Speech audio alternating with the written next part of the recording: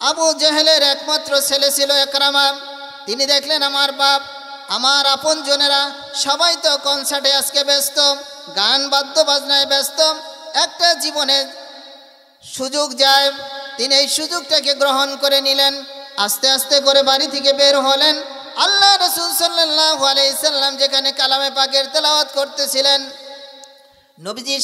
নবীজির তেলাওয়াত শোনার জন্য একরামা সেই আল্লাহ রাসূলের দরবারে চলে গেলেন। নবীজির কাছে গিয়ে কোরআন তেলাওয়াত শুনতেছেন, নবী কালামে পাক তেলাওয়াত করতেছেন দীর্ঘ সময়। হঠাৎ করে নবীজি চোখ মিলে তাকালেন, দেখলেন আবু জেহেলের ছেলে একরামা নবীজির দরবারে কালামে পাকের তেলাওয়াত শোনার জন্য ব্যস্ত। বারা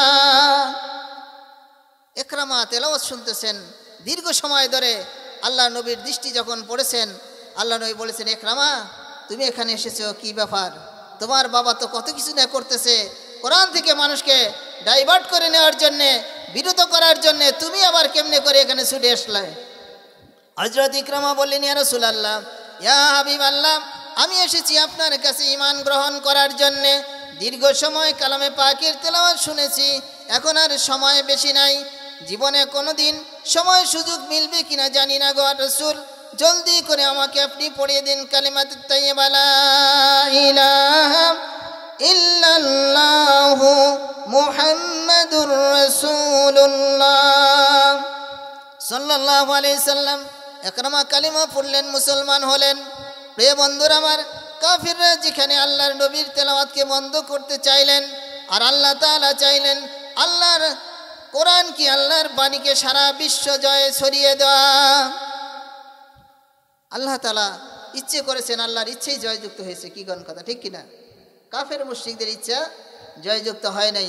কাফেররা চেয়েছিল ইউরিদুনা লিইউতফিউ নূরাল্লাহি বিআফওয়াহিহিম আল্লাহু মুতিম্মু নূরিহি ওয়ালাউ কারিহাল কাফিরুন। কাফেররা চেয়েছিল তারা তাদের মুখের ফুৎকার দিয়ে আল্লাহ তাআলার এই প্রজ্বলিত বাতিকে তারা নিভিয়ে দিতে চেয়েছিল। অথচ আল্লাহ তাআলা চেয়েছেন কাফেরদের শত ষড়যন্ত্রের মধ্যেও আল্লাহ তাআলার এই বাণীকে সারা বিশ্বের উপরে ছড়িয়ে দিতে। সুবহানাল্লাহ। কাফেরদের মনে এটা কষ্ট লাগছে, দুঃখ লাগছে, তারপরেও আল্লাহ তাআলা তার বাণীকে সারা দুনিয়া ব্যাপী ছড়িয়ে দিয়েছেন। কি কোন কথা, ঠিক কিনা?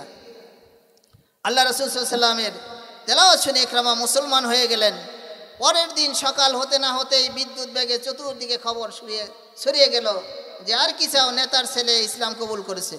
এ কথা কি আর গোপন থাকে? সারা বিশ্ব ছড়িয়ে গেল।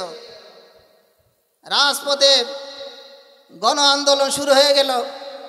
2 দফা দাবি নিয়ে তারা আন্দোলন করতেছিল যে যদি 1 দফা আন্দোলন হচ্ছে আপনার ছেলের সমুচিত বিচার করতে হবে, যেহেতু সে ইসলাম কবুল করেছে। যদি আপনার ছেলেকে সঠিক বিচার দিতে না পারেন তাহলে সিংহাসন ছেড়ে দেন। এই 2 দফা আন্দোলন নিয়ে রাজপথ তারা কাঁপিয়ে তুলল। আবু জেহেল চিন্তা করলো, সর্বনাশ, ক্ষমতা তো ছাড়া যায় না, এটা খুব ভালো জিনিস। তিনি বললেন যে না, ক্ষমতা ছাড়া যাবে না, আমার ছেলেকেই সমুচিত শিক্ষা দিতে হবে। ছেলেকে ডাকলেন, রাজপ্রাসাদে ডেকে নেওয়া হলো। ডাক দিয়ে বললেন, হে একরামা, তুমি তো জানো আমি তোমার পিতা কেমন মানুষ। একরামা বললেন, জি আব্বাজান, আপনার খবর তো আমি ভালো করেই জানি। আবু জেহেল দাওয়াত দিলেন, একরামারে এখনো সময় আছে, তুমি আমার দলে চলে আসো, কালেমা ছেড়ে দাও, আমার দলে চলে আসো, মুরতাদ হয়ে যাও। একরামা বলল, আব্বাজান না, এটা তো আমার দ্বারা সম্ভব না। আবু জেহেল ঘোষণা দিল, একরামারে যদি আমার দলে না আসো, তুমি জেনে রাখো আমার সহায় সম্পত্তি থেকে তুমি বঞ্চিত হবে।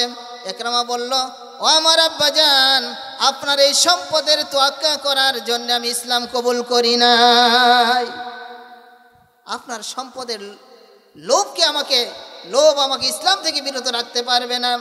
হযরত ইকরামা রাদিয়াল্লাহু তাআলা আনহু এইবার যখন এই জবাব দিয়ে দিলেন, আবু জেহেল ঘোষণা করলেন, একরামারে আমি ঘোষণা দিয়েছি ইসলাম কবুল করার কারণে, একটা অপরাধের কারণে তাকে মৃত্যুদণ্ড দেওয়া হবে। আমি আবু জেহেল আমার আইনের ভিতরে অটল অবিচল আছি, সুতরাং ও একরামা, তাহলে তুমি তোমার মৃত্যুর জন্য তৈরি হয়ে যাও। একরামা বলেন, ও ও আমার পিতারে, মৃত্যুর ভয় দেখাই আমাকে ইসলাম থেকে বিরত করা যাবে না। মৃত্যুর জন্য আমি ইকরামা 1000 বার তৈরি আছি। মৃত্যু তো আল্লাহ তাআলা সৃষ্টি করেছেন, মৃত্যু তো আল্লাহ তাআলা সৃষ্টি করেছেন আগে, তাই না? আল্লাযী খালাকাল মাউতা ওয়াল হায়াতা লিয়াবলুয়াকুম আইয়ুকুম আহসানু আমালা। আল্লাহ তাআলা মৃত্যুটাকে আগে সৃষ্টি করছেন, তাহলে বোঝা যায় যে মৃত্যু যেখানে আসে তাহলে পরবর্তীতে যেহেতু জীবন, এই জীবনের সমাপ্তি ঘটার জন্যে আল্লাহ তাআলা মৃত্যুকে সৃষ্টি করেছেন। আর এটাকে বোঝার জন্য আল্লাহ তাআলা মৃত্যু সৃষ্টি করেছেন যে দেখি কে আমলের সম্রাট হয়ে কে ভালো আমল করে আমি আল্লাহর কাছে ফিরে আসতে পারি। দুনিয়াতে তো অল্প সময়, কয়দিন আছি আর দুনিয়াতে, কি করেন? এই আসি, একটু সময় নাও থাকতে পারি। আমরা যারা এখানে বসে আছি, এই সভা শেষ করে, দোয়া মাহফিল শেষ করে আবার বাড়ি গিয়ে আমার পরিবারের সাথে মিশতে পারবো কি, এটা বলে কারো গ্যারান্টি নাই। কি কোন আছে কি? নাই। একরামা বলল, আব্বাজান মৃত্যুর ভয় দেখায় আমাকে বারণ করতে পারবেন না, মৃত্যুর জন্য আমি তৈরি আছি। আল্লাহ তো মৃত্যু সৃষ্টি করেই হায়াত দিয়ে আমাকে দুনিয়াতে পাঠিয়েছেন। প্রিয় বন্ধুরা আমার, এবার আবু জাহেল জল্লাদকে ডাকলেন, ডাক দিয়ে বললেন, হে জল্লাদেরা রেডি হয়ে যাও, আমার ছেলে ইসলাম গ্রহণ করার কারণে তাকে ফাঁসির কাস্টে ঝুলাতে হবে। এইবার একরামাকে নিয়ে যাও, আমার সামনে থেকে বহু দূরে নিয়ে যাও, তাকে হাতে পায়ে রশি দিয়ে নিয়ে যাও, আমার সামনে থেকে এমন জায়গায় তাকে নিয়ে হত্যা করা হবে। সাগরের অতল গহ্বরে তুমি তাকে ভাসিয়ে দাও, ডাবিয়ে দাও তাকে। জল্লাদের এইবার একরামাকে ডাকলেন, সাগরের কিনারায় চলে গেলেন। যাওয়ার পরে এইবার সুন্দর করে তারা একটা নৌকার ভিতরে উঠে গেলেন। সাগরের মাছ দরিয়ায় যখন তারা চলে গেল, এইবার জল্লাতেরা তাদের কাছ থেকে লুকানো রশিগুলো বের করতেছিল। হযরত ইকরামার হাতে রশিগুলো বাঁধতেছিল, পায়ে বাঁধতেছিল। হযরত ইকরামা বলেন, ও জল্লাদ ভাইরা, কোন অপরাধ করেছি যার কারণে আমার হাতে পায়ে রশি পরাও? জল্লাতেরা বলল, হে ইকরামারে, ঈমান গ্রহণ করার কারণেই তো তোমার এই শাস্তি নির্ধারণ করা হয়েছে। হাতে পায়ে রশি পরানো হলো। এরপরে ইকরামাকে অতল সাগরের পানিতে যখন ছেড়ে দেওয়া হইতেছিল, আল্লাহর বান্দা ইকরামা রাদিয়াল্লাহু তাআলা আনহু আল্লাহকে ডাক দিয়ে বলেন, আল্লাহ তাআলা, আমি ইকরামা ঈমান গ্রহণ করেছি, আল্লাহ রাসূলের সান্নিধ্য লাভ করেছি, এই অপরাধের কারণেই আমাকে আজকের এই অবস্থা করানো হয়েছে। ওমা নাকামু, আমি তো কোনো অন্যায় করি নাই, একটা মাত্রই অন্যায় করেছি। ওমা নাকামু ইল্লা আইয়ুমিনু বিল্লাহিল আজিজিল হামিদ। আল্লাহ তাআলা একমাত্র পরাক্রমশালী তুমি প্রভু, তোমার প্রতি ঈমান আনার কারণে যদি আমার হাতে রশি পরানো হয়, পায়ে রশি পরানো হয়, এরপরে দরিয়ার মাঝখানে এনে যখন আমাকে সাগরে ফেলে দেওয়া হইতেছে, আল্লাহ গো, আমি মৃত্যুর ভয়ে যেন শেষ পর্যন্ত ঈমান থেকে চুল পরিমাণ সরে না যায়, এই দরখাস্ত তোমার দরবারে আমি আল্লাহ পেশ করলাম। আল্লাহ সুবহানাহু ওয়া তাআলা হযরত ইকরামার দিলের ভিতরে ঈমানকে তো বড় মজবুত করে দিলেন। ইকরামাকে পানিতে ফেলে দেওয়া হলো। আস্তে আস্তে করে পানির নিচে তিনি চলে যাইতেছিলেন, শ্বাসরুদ্ধ হয়ে যাবেন।